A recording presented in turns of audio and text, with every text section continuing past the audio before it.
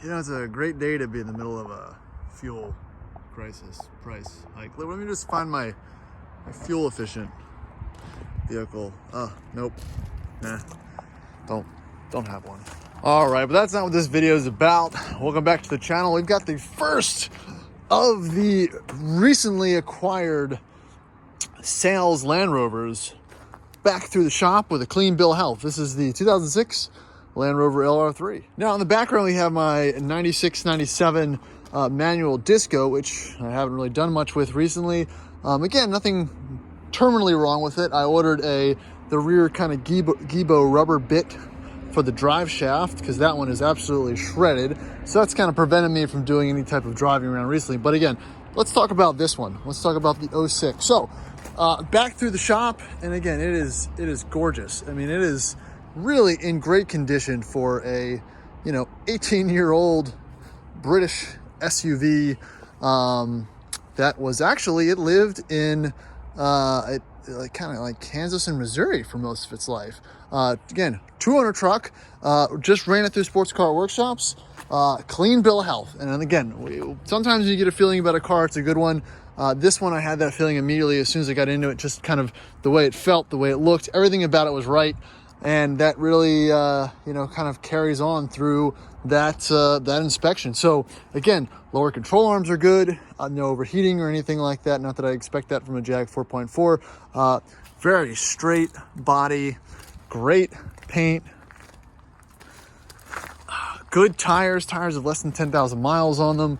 Thousands of dollars in recent maintenance have been completed. This one had, again, I don't know if you saw the other video, this one actually had the gas gauge reading 0, put gas and it didn't go anywhere. So we actually figured out it was the lower rear sender in the tank. So the maintenance that had to be completed to kind of make this one 100% was replace all the struts in the hood and in the rear trunk, the rear hatch. And then we pulled the gas tank, took the inner sender out, and gonna kind of reach your hand all the way in there and grab it and you pull it in, and that fixed it. So you now have a fully operational gas gauge and a new sender. So again, this is 100% ready to go, almost completely rust free, beautiful white LR3. So let's do another quick kind of walk around. I'm gonna show you underneath. Super clean, dry, good to go. Love the running boards. Actually, again, it's something that really has kind of been a theme of a lot of these videos recently is Land Rovers LR3s and L322s with street tires. Man, they ride really great. I mean, it really makes the air suspension feel like it's doing something and cushioning the ride instead of my 10-ply mud tires that I have on the rest of mine. But again, all good, nice and solid, no leaks. I was actually going through the records that came with this car, and I guess the previous owner at some point discovered a leak, original books and whatnot, a leak in the sunroof, which he had repaired at the dealer. So all that mechanism's new, the shifter mechanism's new. There's just a lot of great maintenance, no expense spared type of stuff, and that's kind of how you want to find these trucks. So yeah, this one is listed for sale now. I also like the original OEM mud flaps on there. Go through the interior again real quick. Again, factory rubber mats. Everything works, great condition. Air suspension's functional. Third row seat. Headliner's in good condition. Dash isn't super cracked. I mean, right here, but that's just kind of goes with the territory. They all are pretty much like that. But the rest of the dash is good.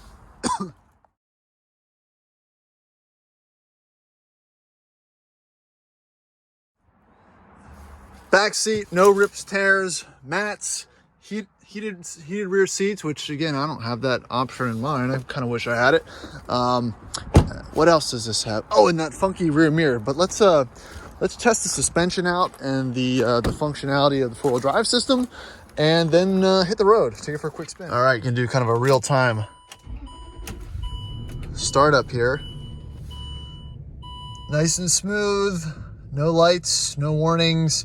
No TPMS or anything like mine, and pretty much any of the off-road oriented Rovers that I've been in recently have shown. So let's pull this out, and then we'll do the air suspension. This is kind of hard to demonstrate as a one-man band here, so I'm just gonna reach in, hit the button.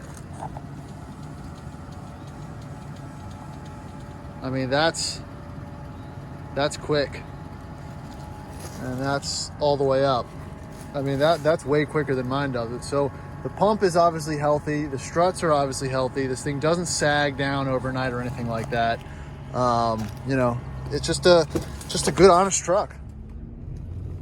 All right, I still have the suspension fully extended. Look, I think it even has the original windshield still, which is, yeah, I think it's kind of nerdy that I like these type of things, but you know, when you're keeping the truck original, it's nice to have things, you know, decently original. And even this integrated rear backup camera, not original, but look at that. That's pretty nice. It's not factory, but it's not, you know, a Walmart knockoff version. So I got the truck in neutral. Let's drop it down to low range. Low range selected. Good to go.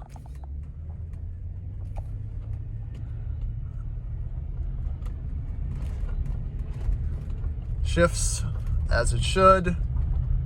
Well, it's always good to work out your low range every once in a while. Oh, and this one also has a heated windshield.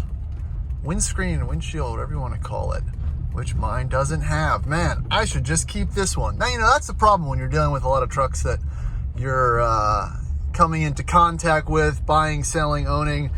You end up really wanting to keep a lot of them. You get the Hoovy syndrome, and I'm guilty of it. I wish I wasn't, but it kind of, again, comes with the territory. So let's make sure it shifts out of 4 low properly, drop her back into high, put it in drive, and continue on our way. Go through a little bit of rough patch here. Again, control arms feel nice and tight. Brakes feel nice and tight. Good pad life yet. It's very obvious to tell when LR3s need brakes. They go through brakes quite frequently, as well as lower control arms, and both of those items have been addressed within the past 30,000 miles or so, which is very good news for whoever buys this thing. Because again, it's not a huge job to do. You almost got to think of it as a consumable, but it's one maintenance item that usually needs to be done as soon as you buy it. So that's, you know, saving yourself about $2,500 by having that good to go. And again, it's still weird seeing a clear dash.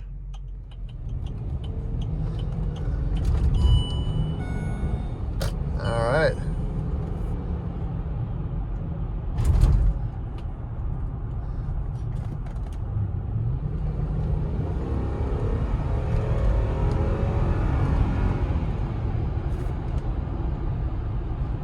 So, vehicle lowered as it should to get, you know, when it goes over 25 or 30 or so miles an hour. Just wanted to make sure that tested out. So those systems are working well.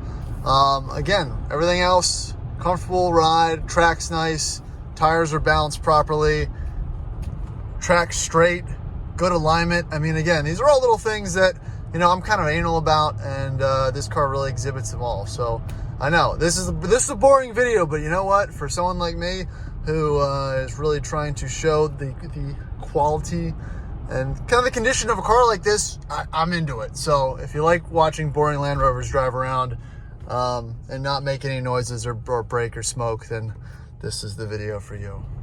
Another thing I'm noticing or not noticing is there's no driveline lash. You know, when four-wheel drive vehicles kind of get up in age and mileage like this one. All right, so that should really wrap up the road test. Really nothing major to report at all. Again, super boring, just the way I like it. I'm really happy the way this one kind of turned out. It is for sale. If you're interested in it, shoot me an email at addicted.motors.us@gmail.com, unless you're Mike Proctor, who is having issues sending me emails, but I've gotten a couple so far. So the best way to reach me is also on Instagram. Just go to Addicted Motors and shoot me a message. Super easy that way as well. Yeah, this won't be the last one. We're steadily working through the other ones that you've seen previously on the channel, getting things fixed. diagged, and again, we're gonna try to get everything to a point where it's beyond acceptable condition, so you can buy a quality product, since we kind of know what we're talking about at this point. This is the this is the fuel crisis special. Again, lots of fuel efficiency throughout the collection so far. So stay tuned. I'm gonna have the other trucks on here in the next couple weeks. Appreciate everyone watching the videos so far. Please drop me some feedback in the comments below, and subscribe. It really helps. Like I said, I'm not really making any money from any of this yet, but it would be nice to kind of boost the audience. And again, I'll continue to share what I'm experiencing through these cars I keep bumping into. So talk to everyone later. See ya.